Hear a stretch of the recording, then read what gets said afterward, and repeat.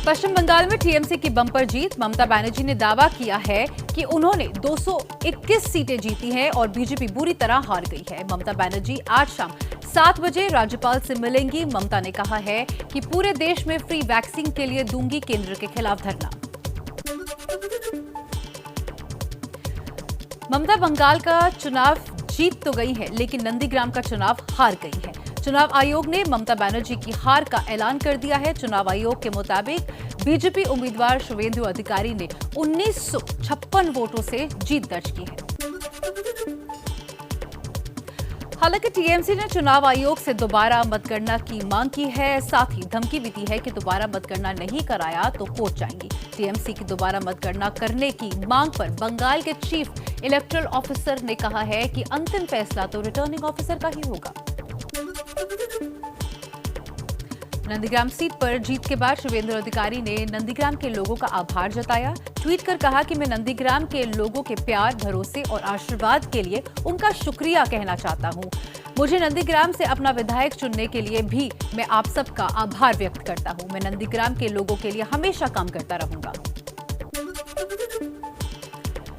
नंदीग्राम में जीत के बाद देर रात बीजेपी नेता शुवेंदु अधिकारी की कार पर भीड़ ने हमला किया। उनकी कार पर भीड़ ने पत्थर फेंके।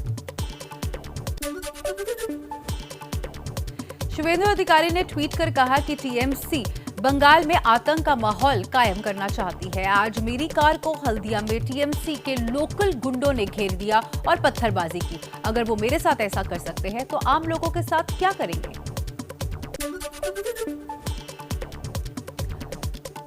हुगली के आरामबाग में बीजेपी दफ्तर में आगजनी और हिंसा के लिए टीएमसी कार्यकर्ताओं पर लगा आरोप। टीएमसी का घटना में शामिल होने से इनकार। हिंसा की खबर उत्तर 24 परगना से भी है, जहां बड़ा नगर में कुछ अज्ञात लोगों ने बीजेपी उम्मीदवार पर्नो मित्रों के चुनाव दफ्तर पर हमला बोल दिया। बीजेपी ने हमले के लिए टीएमसी कार्यकर्ताओं को जिम्मेदार ठहराया है। एबीपी न्यूज से खास बातचीत में बंगाल के बीजेपी प्रभारी कैलाश विजयवर्गीय ने बंगाल में पार्टी की करारी हार पर कहा है, हार की सामूहिक जिम्मेदारी। कोरोना की वजह से रद्द करनी पड़ी बड़े नेताओं की कई रैलियां। टीएमसी को बड़ी जीत मिलने के बावजूद चुनावी रणनीतिकार प्रशांत किशोर ने कहा कि मैं अब ये जगह खाली कर रहा हूं। किशोर ने दिसंबर में दावा किया था कि पश्चिम बंगाल विधानसभा चुनाव में बीजेपी दहाई के आंकड़ों को पार नहीं कर पाएगी और अगर ऐसा हुआ तो वो रणनीति बनाने का काम बंद कर देंगे। असम में एक बार फिर बीजेपी सरकार कुल 126 सीटों में से बीजेपी गठबंधन को 75 और कांग्रेस गठबंधन को 50 के करीब सीट मिली है। इस लिहाज से बीजेपी को 2/3 बहुमत मिल गया है। केरल में राजनीतिक परंपरा तोड़कर सत्ता में एक बार फिर लेफ्ट फ्रंट की वापसी। कुल 140 में से 98 सीटें पाने के साथ कांग्रेस गठबंधन को हराया। कोरोना और बाढ़ जैसी आपदाओं से लड़ने में कामयाब रही लेफ्ट की पिनराई विजय सरकार को जनता ने फिर दिया मौका। तमिलनाडु में 10 साल बाद डीएमके की वापसी। एआईएडीएमके सत्ता बचाने में नाकाम। कुल 234 में से डीएमके कांग्रेस गठबंधन को मिली 149 सीटें। एआईएडीएमके बीजेपी गठबंधन 100 का आंकड़ा भी नहीं छू पाया। जीत हासिल करने के बाद डीएमके चीफ एमके स्टालिन सबसे पहले करुणानिधि के मेमोरियल पर गए और उन्हें श्रद्धांजलि दी। बीजेपी का महिला मोर्चा अध्यक्ष वांती श्रीनिवास ने कोयम्बटूर साउथ सीट पर दर्ज की जीत। वांती ने एमएनएम चीफ और अभिनेता कमल हासन को हराया। और पुडुचेरी में पहली बार एनडीए गठबंधन की सरकार बनी है। यहां कुल 30 सीटों वाली विधानसभा में एनडीए ने बहुमत का आंकड़ा हासिल कर लिया है, जबकि यूपीए को यहां हार का सामना करना पड़ा है। गृहमंत्री अमित शाह ने बंगाल के सीएम ममता बनर्जी, केरल के सीएम पिनराई विजयन और डीएमके प्रमुख एमके स्टालिन को जीत पर बधाई दी है। अमित शाह ने कहा है कि उन्हें भरोसा है कि नई सरकारें अपने राज्य के लोगों की भलाई के लिए केंद्र के साथ कंधे से कंधा मिलाकर काम करेंगी।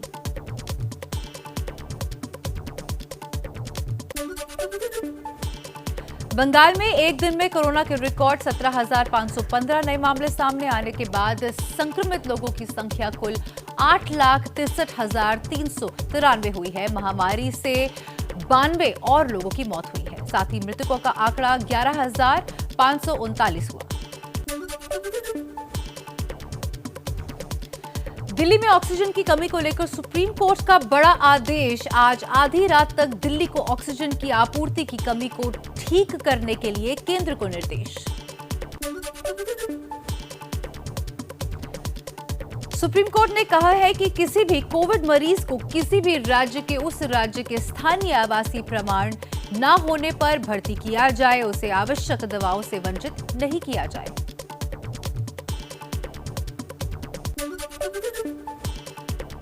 सुप्रीम कोर्ट ने कहा है कि केंद्र सरकार और राज्य सरकारें अपने अधिकारियों को सूचित करें कि किसी भी मंच या सोशल मीडिया पर मदद मांगने वाले जरूरतमंदों का किसी भी तरह से उत्पीड़न न हो।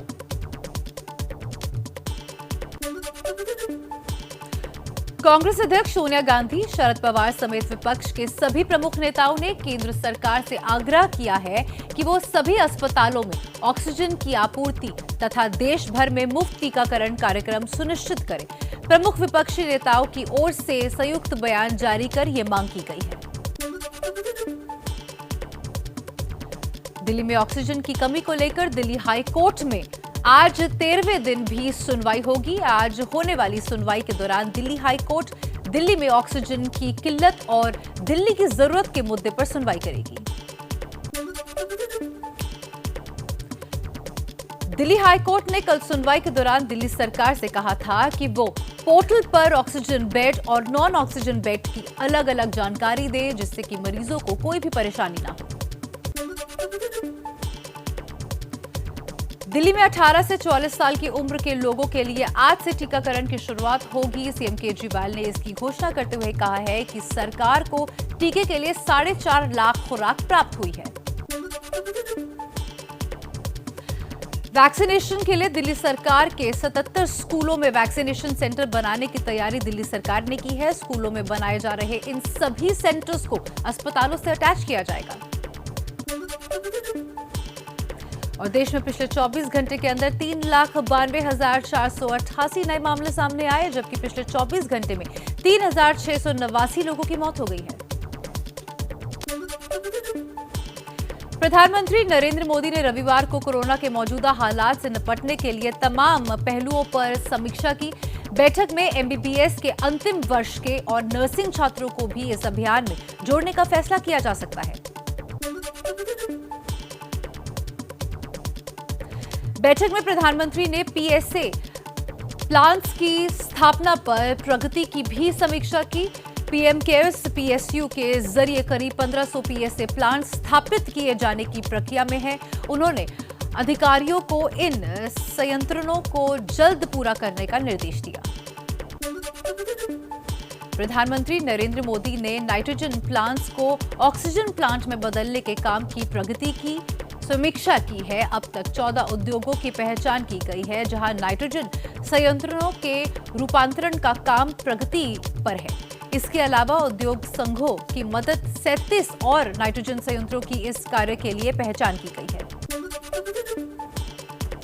और देश की राजधानी दिल्ली में कोरोना के गंभीर हालातों के मद्देनजर केंद्र कैबिनेट सचिव ने केंद्र गृह मंत्रालय समेत दिल्ली के तमाम वरिष्ठ अधिकारियों के साथ समीक्षा बैठक की है। बैठक में सचिव ने मरीजों को आईसीयू बेड और वेंटिलेटर की बढ़ती मांग के मद्देनजर हर तरह के उपाय करने को कहा है। सुप्रीम कोर्ट आज चुनाव आयोग की याचिका पर सुनवाई करेगा, जिसे आयोग ने मद्रास हाईकोर्ट की टिप्पणी के खिलाफ दाखिल किया है। हाईकोर्ट ने कोरोना की दूसरी लहर के लिए चुनाव आयोग को जिम्मेदार बताया था। साथ ही ये भी कहा कि आयोग के अधिकारियों पर हत्या का मुकदमा चलना चाहिए। चुनाव आयोग ने कहा है कि एक संवैधानिक संस्था को दूसरी संवैधानिक संस्था पर ऐसी टिप्पणी करना अनुचित है। आयोग ने चुनाव करवाकर सिर्फ अपना कर्तव्य निभाया है।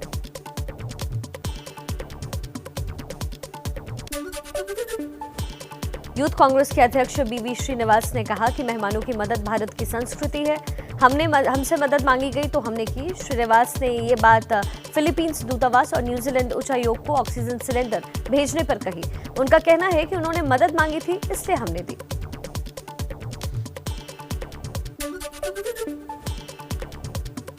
कोरोना से मुकाबले में भारतीय सेना भी जुटी हुई है। सेना ने बताया कि 45 अस्पतालों में सेना के साथ नागरिकों को भी सुविधा दी जा रही है। सेना ने सोशल मीडिया पर चल रहे इन संदेशों का खंडन किया कि सेना के सभी अस्पतालों को नागरिकों के लिए खोल दिया गया है।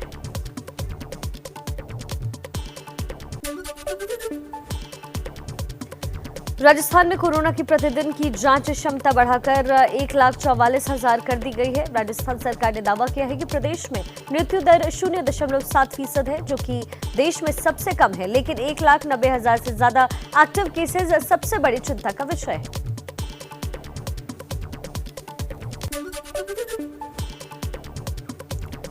यूपी में पंचायत चुनाव के विभिन्न पदों के लिए मतगणना जारी। आज दोपहर तक अंतिम परिणाम आने की उम्मीद। अब तक 1,64,680 उम्मीदवार को निर्वाचित घोषित किया गया है। पंचायत चुनाव में काउंटिंग के दौरान जगह जगह कोरोना प्रोटोकॉल का हुआ उल्लंघन। उन्नाव में काउंटिंग सेंटरों के बाहर भारी भीड़ नजर आई। पुलिस प्रशासन की कोशिशों के बावजूद भी रहा नियमों का पालन करने में नाकाम।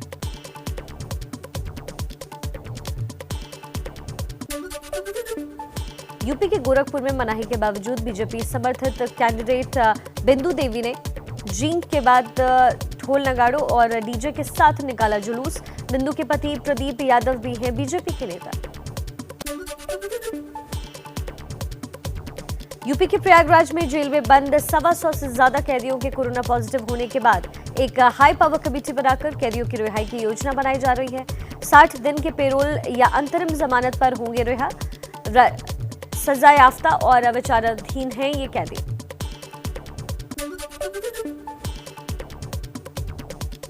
बिहार के बेतिया जिले में कोरोना टेस्ट कराने वालों को काफी दिक्कत का सामना करना पड़ रहा है। लोगों को घंटों इंतजार करने के बाद बगैर टेस्ट करवाए घर वापस लौटना पड़ रहा है। स्वास्थ्यकर्मी भी कोरोना किट नहीं होने का बहाना बनाकर पल्ला झाड़ रहे हैं।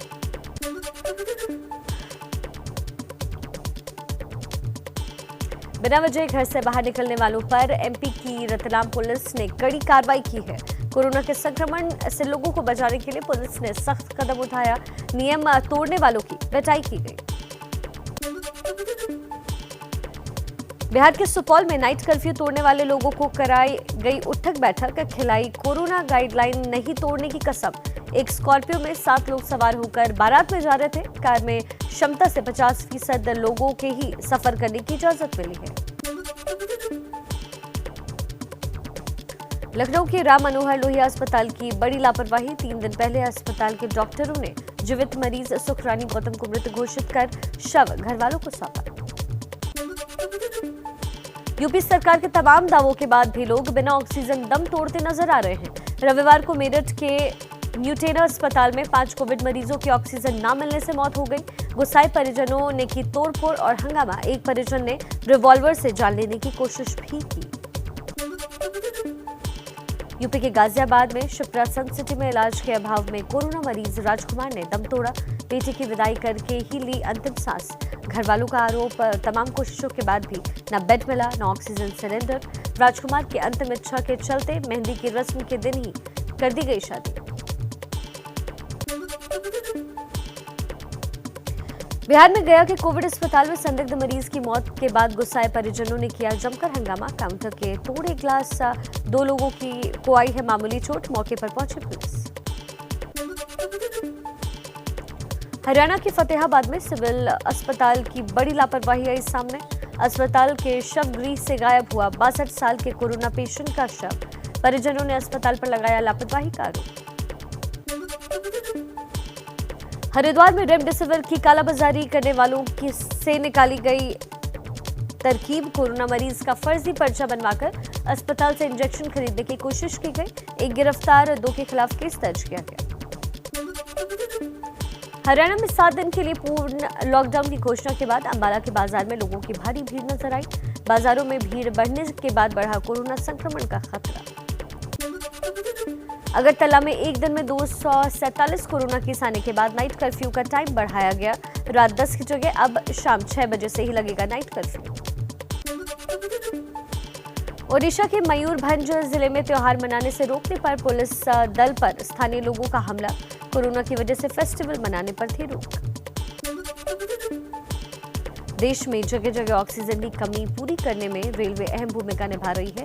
इसी के तहत जीवन रक्षक ऑक्सीजन लेकर बरेली पहुंची पहली ऑक्सीजन एक्सप्रेस। 2 टैंकरों में 30 टन ऑक्सीजन लेकर पहुंची है। बोकारो से आई इस ट्रेन को लखनऊ से बरेली के बीच ग्रीन कॉरिडोर बनाकर लाया गया है। उज्बेकिस्तान में बसे भारतीय समुदाय के बड़े पैमाने पर सहायता सामग्री जुटाई है। ताशकंद स्थित इंडिया क्लब के अध्यक्ष अशोक तिवारी के मुताबिक एक कार्गो विमान तकरीबन 20 टन सहायता सामग्री लेकर भारत भेज रहे हैं। इनमें 51 ऑक्सीजन कॉन्सेंट्रेटर्स, रेमडेसिविर दवा की एक खेप और ऑक्सीजन सिलेंडर भी शामिल। कोरोना संकट के बीच रेमडेसिविर इंजेक्शन की किल्लत खत्म करने के लिए 1.25 लाख इंजेक्शन और भारत पहुंचे। भारत ने कोरोना मरीजों के लिए 4.5 लाख इंजेक्शन आयात किए हैं। 75,000 इंजेक्शन पहले ही देश पहुंच चुके हैं। बिहार के पूर्णिया में एलजेपी नेता अनिल उर्राव का शव मिलने से नाराज लोगों ने की आगजनी और तोड़फोड़। 29 अप्रैल को हुआ था अपहरण। 10 लाख की फिरौती देने के बाद भी कर दी हत्या।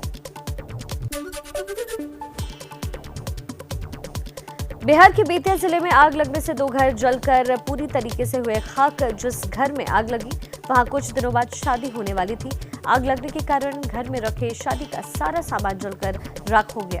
ग्रामीणों ने भारी मशक्कत के बाद आग पर काबू पाया। बिहार के हाजीपुर में सुअर के शिकार के लिए बिछाए गए बमों को लेकर भागा कुत्ता। बम फटने से कुत्ता घायल।